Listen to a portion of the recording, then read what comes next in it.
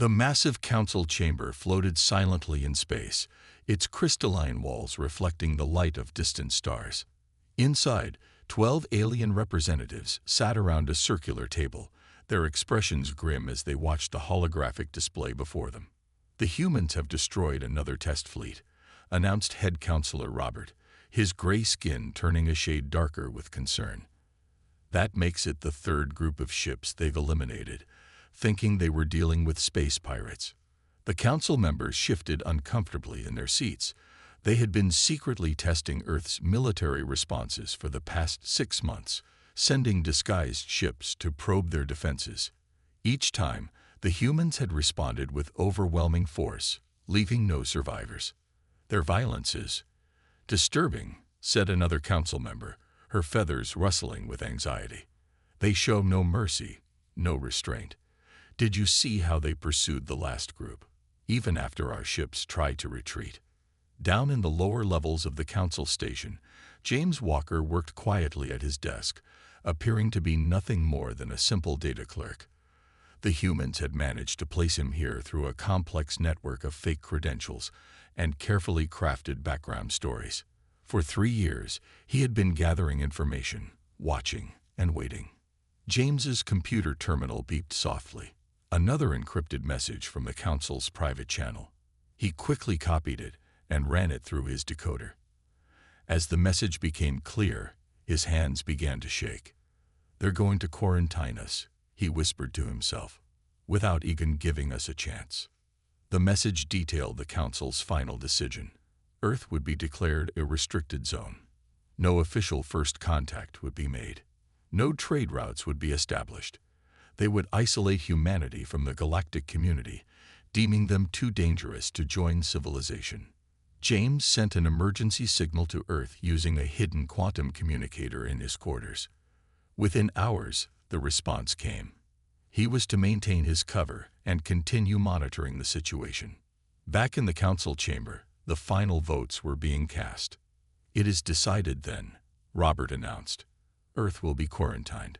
We will establish a containment fleet around their solar system. No species will be permitted to make contact with humans until they have evolved beyond their violent nature." What the council didn't realize was that their test fleets had taught humanity more than they could imagine. Each destroyed ship had provided valuable data. Each encounter had revealed more about alien technology. And most importantly, each battle had shown humans exactly what they were up against. In his private quarters that night, James composed a detailed report. He included everything: the council's fears, their plans, their technology levels, and their underestimation of human capabilities. As he worked, he smiled slightly, remembering the old saying about humanity's greatest strength: their ability to adapt and overcome. The council had made 3 critical mistakes. First, they had assumed humans wouldn't be able to detect their test fleet's true nature. Second, they had underestimated humanity's technological progress. And third, they had no idea that humans like James had already infiltrated their ranks. Over the next few days, the council began mobilizing their containment fleet. Massive ships emerged from shipyards across council space, their crews preparing for what they thought would be a simple quarantine mission. James watched the preparations from his window, knowing that back on Earth, humanity was making preparations of their own. The council thought they were dealing with a primitive, violent species that needed to be contained. They had no idea they were about to face an enemy that had been studying them for years, learning their weaknesses, and preparing for this very moment. As the first containment ships began their journey toward Earth, James sent his final report of the day. In it, he included a personal note. "They think they're going to trap us in our own solar system. They don't realize they're the ones who are walking into a trap." The pieces were in place. The council's arrogance had blinded them to the truth. And soon, very soon, they would learn exactly why humanity had earned its reputation for being dangerous. The deception was complete. Now, it was time for Earth to reveal its true strength. Deep beneath the Rocky Mountains, in a facility unknown to most of humanity, General Mark Thompson stood before a massive screen displaying Earth's secret fleet. Hundreds of ships, each combining human ingenuity with reverse-engineered alien technology, floated in massive underground chambers filled with anti-gravity fields. "For 30 years we've been preparing," he said to the assembled military leaders from around the world. "Every crashed alien ship, every piece of debris, every signal we intercepted, we learned from them all." The screen changed to show detailed scans of the Council's approaching containment fleet. The alien ships were impressive, but they had one major weakness. Their designers had never expected to face an enemy who understood their technology. "They think we're still playing with chemical rockets," said Admiral Lisa Reed, stepping forward to address the group.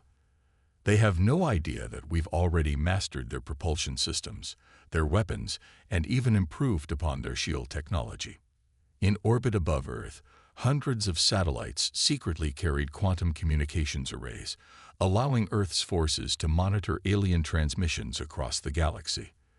These satellites had given humanity years to study Council tactics, ship designs, and most importantly, their weaknesses. The general brought up another display, showing the locations of human agents throughout Council space. Red dots appeared by the hundreds, each representing a carefully placed operative like James Walker. Some worked as maintenance crews, others as data clerks, and a few had even managed to secure positions as junior administrators. "Our people have planted quantum viruses in their defense networks," Thompson explained. "When the time comes, we can shut down their communications, their shields, even their artificial gravity systems." In a hidden shipyard beneath the Pacific Ocean, engineers made final adjustments to humanity's newest weapon. They called it the Thunderbolt, a ship that combined the best of human and alien technology. Its hull was made of materials that absorbed sensor scans. Its engines used a new type of quantum drive that left no energy signature. Even its weapons were specially designed to bypass Council shields. "The Council thinks they know everything about us from their test fleets," said Chief Engineer David Cooper, patting the Thunderbolt's hull. "But we were holding back. Way back. Those pirates they sent, we could have destroyed them in seconds, but we played dumb. Used only our basic weapons. Made them think we were just lucky." Back in the command center, General Thompson received a priority message from James Walker. The Council's containment fleet would arrive in 3 days. They were bringing enough ships to surround the entire solar system, confident that Earth had no way to resist. "Send the signal," Thompson ordered. "Tell all our agents to stand ready." Across Council space, hundreds of humans received the coded message. They began their final preparations, moving into position near key facilities and systems. Years of planning were about to pay off. In orbit around Mars, Earth's hidden fleet powered up for the first time. The ships had been built in secret, tested in secret, and hidden from the Council's routine scans. Now they moved into formation, their crews ready for the coming battle.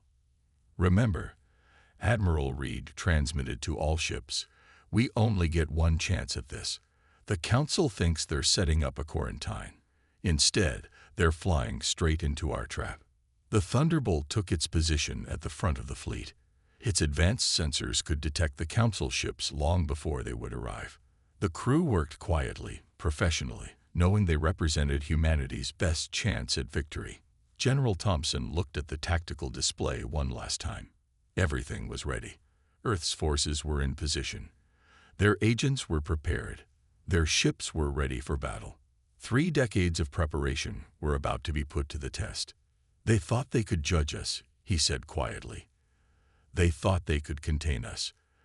They never considered that we might be watching them, learning from them, preparing for this day. Well, they're about to learn a very important lesson about humanity." The countdown began.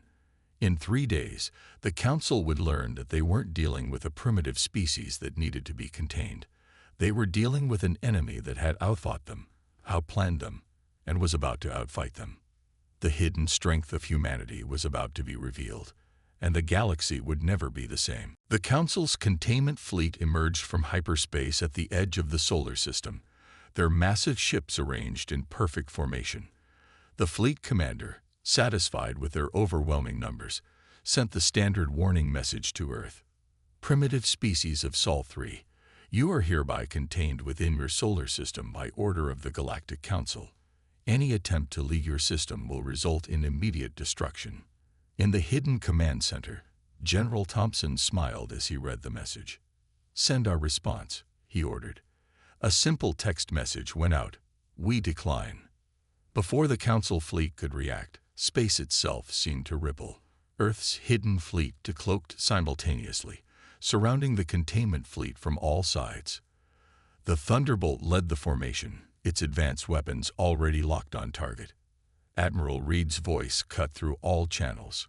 Council vessels, power down your weapons or be destroyed. You have 10 seconds to comply. The Council commander laughed at first, believing this to be some primitive bluff. His laughter died when his tactical officer reported the numbers. The human fleet wasn't just equal to theirs.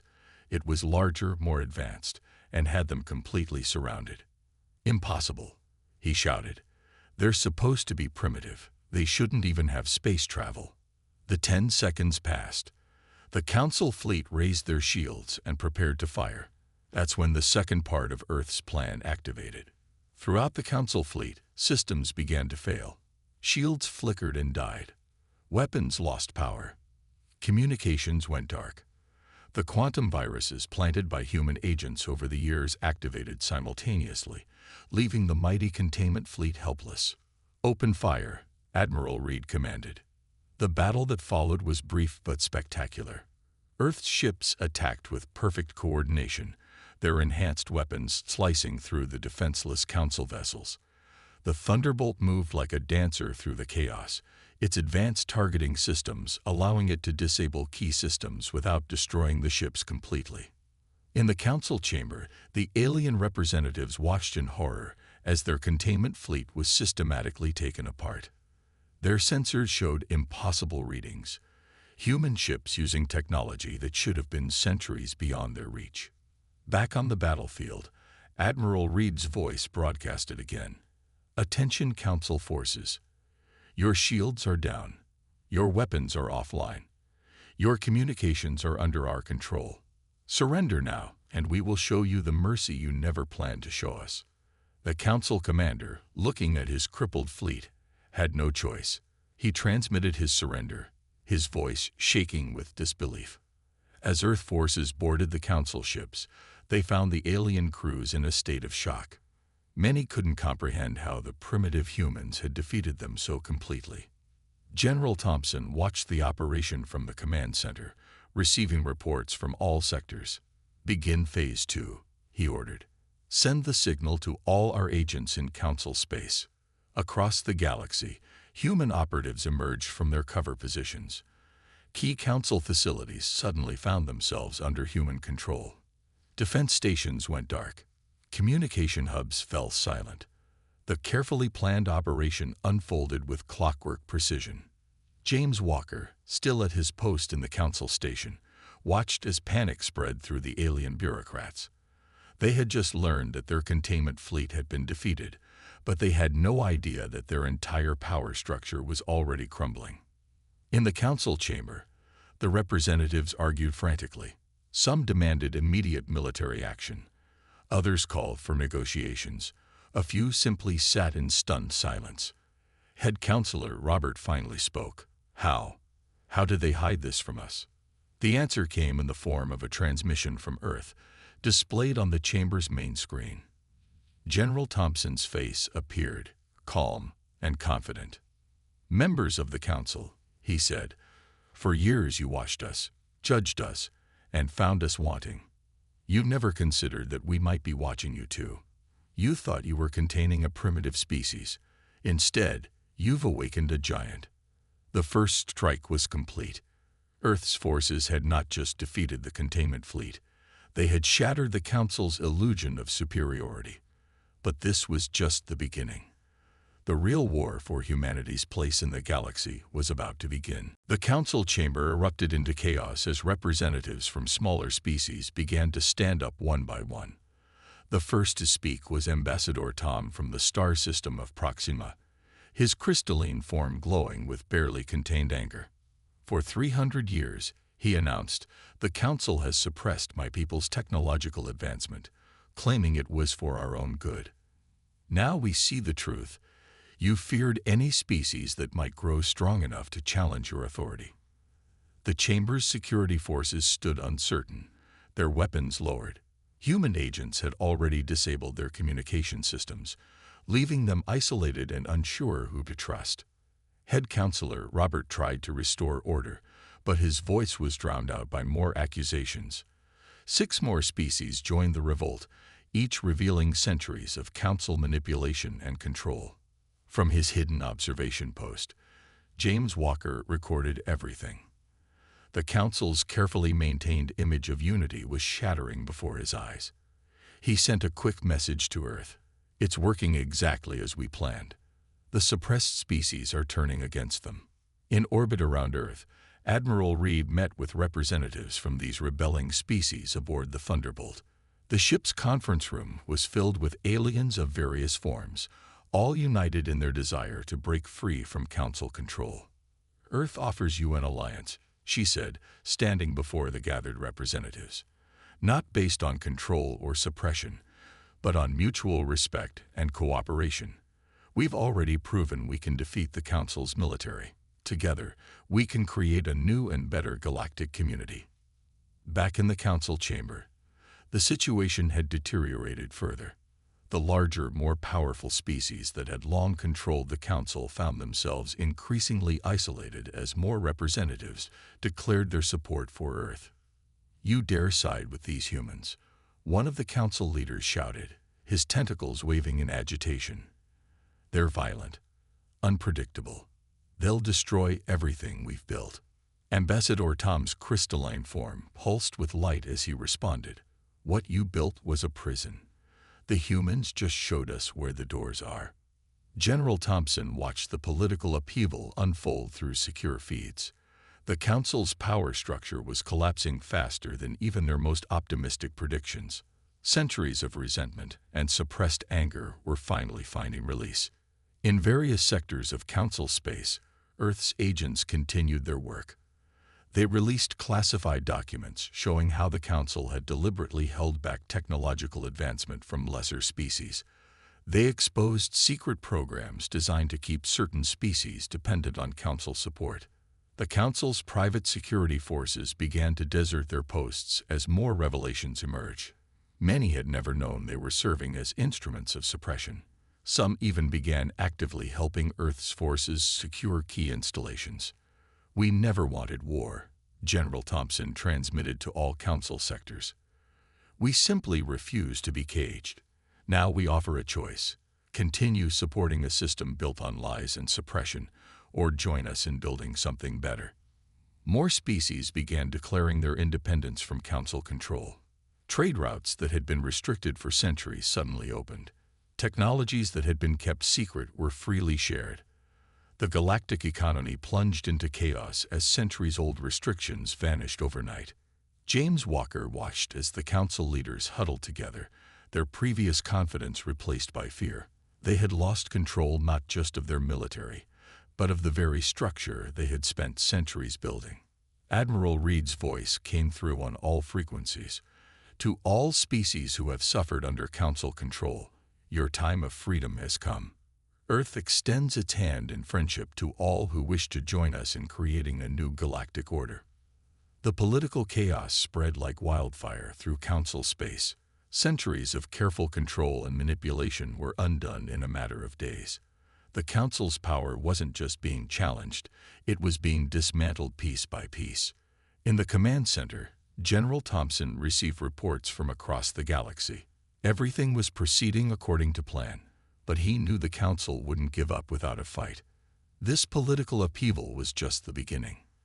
The real battle was still to come, and it would determine not just Earth's fate, but the future of every species in the galaxy. The holographic displays in Earth's command center lit up with thousands of green dots, each representing a human agent activating their final protocols across Council space.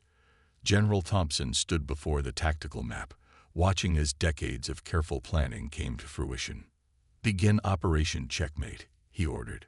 Across the galaxy, human sleeper agents emerged from deep cover. They had infiltrated every level of Council infrastructure, from maintenance workers to high-level administrators.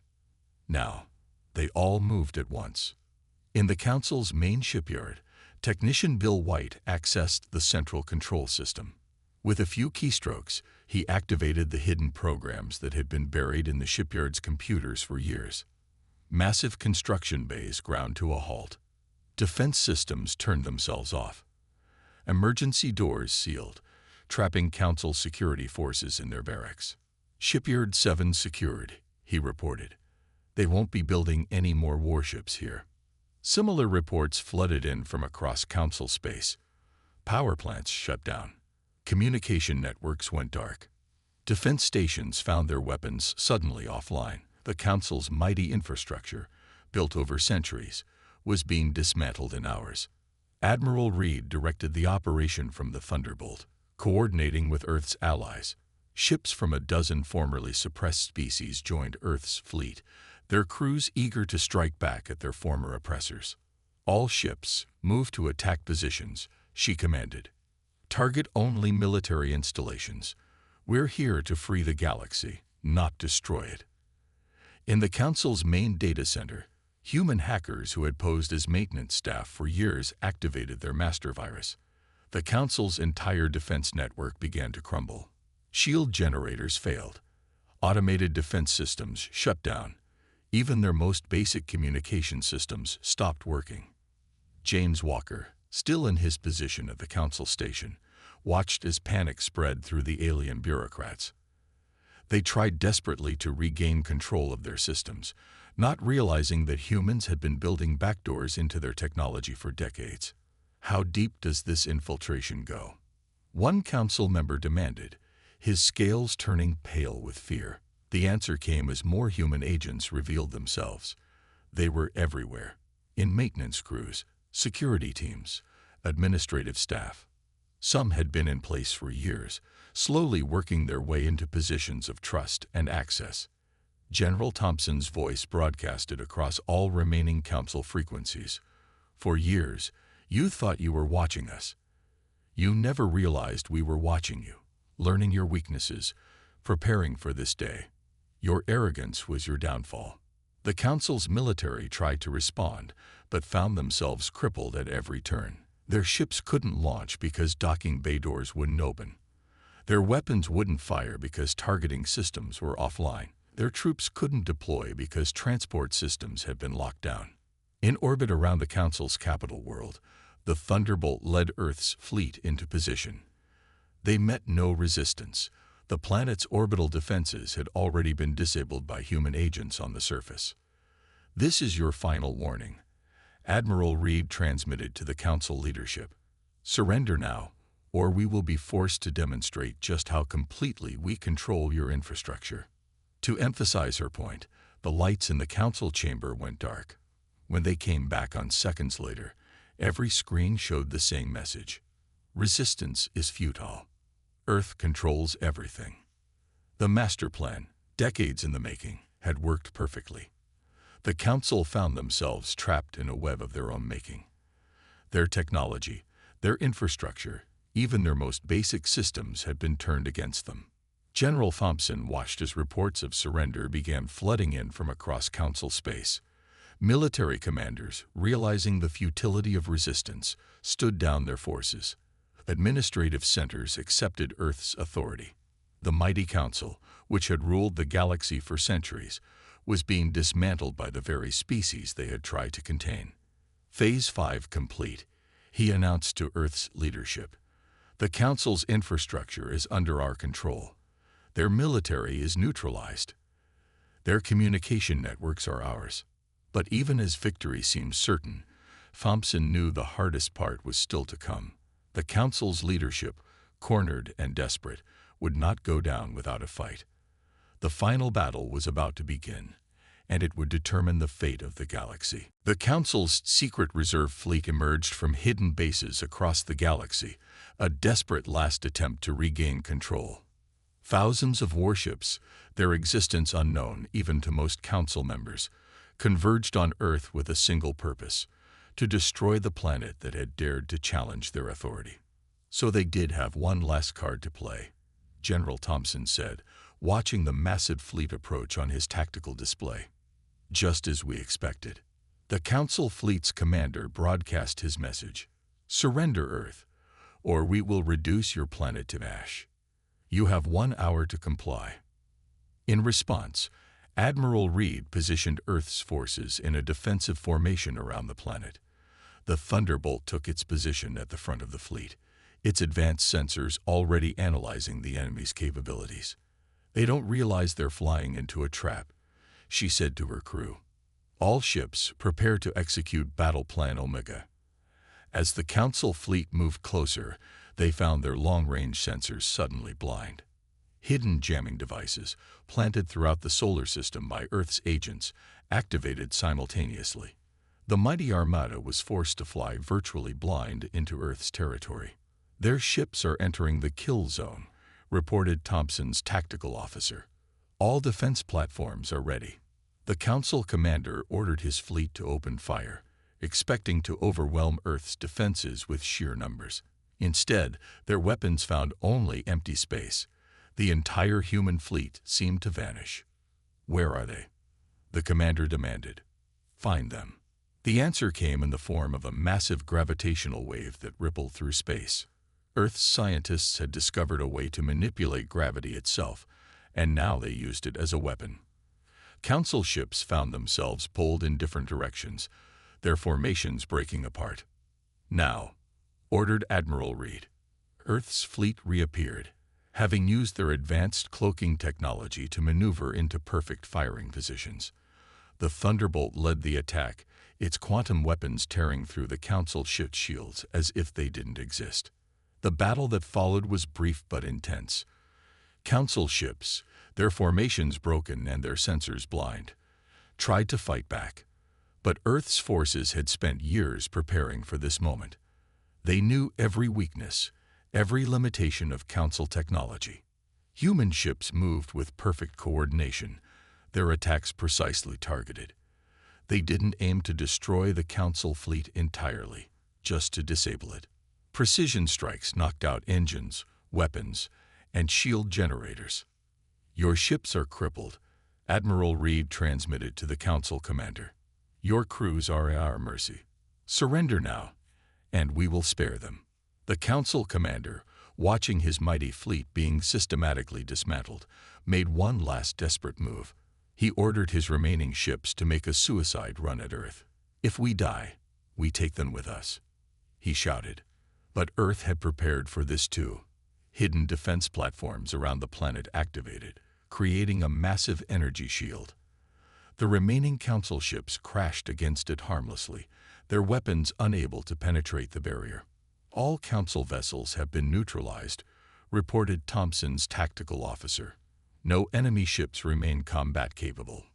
The final battle had lasted less than an hour. The Council's secret fleet, their last hope for maintaining control, floated powerless in space. Earth's forces had won without losing a single ship. In the Council chamber, the alien leaders watched in stunned silence as reports of their defeat came in. Their mighty reserve fleet, which they had thought would guarantee their victory, had been destroyed as easily as their regular forces. "How?" one Council member asked. "How did they defeat our best ships so easily?" The answer came from James Walker, who finally stepped forward from his observer's post. "Because we spent years studying you, learning your tactics, understanding your technology. This battle was won long before it began." General Thompson's voice broadcasted across all frequencies. "The fighting is over. Your forces are defeated. Your power is broken. Now we will discuss the terms of your surrender." The final battle had proved what Earth had known all along: that the Council's power was built on intimidation and secrecy rather than true strength. Now that power was gone, and a new era in galactic history was about to begin. The Grand Council Chamber, once a symbol of absolute power, now served as the meeting place for a very different kind of gathering. Representatives from Earth sat alongside delegates from formerly suppressed species, while the old council members watched from seats at the back of the room. General Thompson stood at the center of the chamber, his voice carrying to every corner. Today, we establish a new order, not one based on fear and control, but on cooperation and mutual respect. Admiral Reed presented the terms of the new Galactic Alliance. Every species, regardless of their technological level, will have an equal voice. No more suppression. No more artificial restrictions on development. No more secret fleets or hidden agendas. The former council leaders watched as their centuries-old power structure was dismantled piece by piece. Their special privileges were stripped away. Their secret technologies were made public. Their hidden archives were opened for all to see. But what about dangerous species? One former council member protested. Some races cannot be trusted with advanced technology. James Walker stepped forward to answer. That was your mistake. Thinking you had the right to decide who could be trusted. We're not going to repeat that error. The new charter was displayed on the chamber's screens. It guaranteed freedom of technological development for all species. Trade restrictions were lifted. Knowledge would be shared openly. Every world would have the right to defend itself. There will be safeguards, Admiral Reed explained. But they will be transparent, agreed upon by all members. No more secret judgments. No more hidden quarantines. Earth's allies from the formerly suppressed species took turns speaking. They described their plans for rapid development now that council restrictions were gone. Some would focus on space exploration, others on medical research, still others on environmental restoration of their damaged worlds. This is chaos. Another former council member shouted. You're destroying thousands of years of stable rule. Your stability was built on oppression. General Thompson replied calmly. What we're building will be stronger because it's built on freedom. The new alliance established its first joint project, a galaxy-wide communication network that would allow all species to share knowledge freely. The old council's secret technologies would be studied and improved upon by scientists from every world. Earth's military forces would help protect developing worlds, but would not interfere with their natural progress. The Thunderbolt and its sister ships would serve as peacekeepers, not enforcers. We understand some of you are afraid. James Walker addressed the chamber. Change is always frightening. But look at what fear and control brought us. Centuries of stagnation, of wasted potential, of worlds held back from their true destiny. The former council members were not arrested or punished. Instead, they were offered positions as advisors in the new alliance, their experience to be used for the benefit of all species. Some accepted, beginning to understand the possibility of a different way of governing. Admiral Reed's final act was to order the deactivation of all remaining council control systems. Across the galaxy, the last vestiges of the old order's power were shut down. Monitoring stations went dark. Control satellites were deorbited. Secret weapons were dismantled. Today marks a new beginning. General Thompson announced to the gathered representatives, Earth's revenge is not destruction. It's transformation. We've shown you a better way. Now let's build it together. The chamber erupted in cheers as the new charter was formally adopted. Species that had been enemies under council rule now found themselves working together. Ancient rivalries began to fade as new possibilities opened up. James Walker watched from his post as the new galactic order took its first steps. The humans had won not just through military might or clever planning, but by offering a vision of something better. In orbit above the council world, the Thunderbolt's crew began their new mission, not as conquerors, but as guardians of a free galaxy. Earth had taught the council a lesson about underestimating humanity. But more importantly, they had shown the galaxy that there was another way to live among the stars. The age of control was over. The age of cooperation had begun. And throughout the galaxy, species that had lived in fear now looked to the future with hope.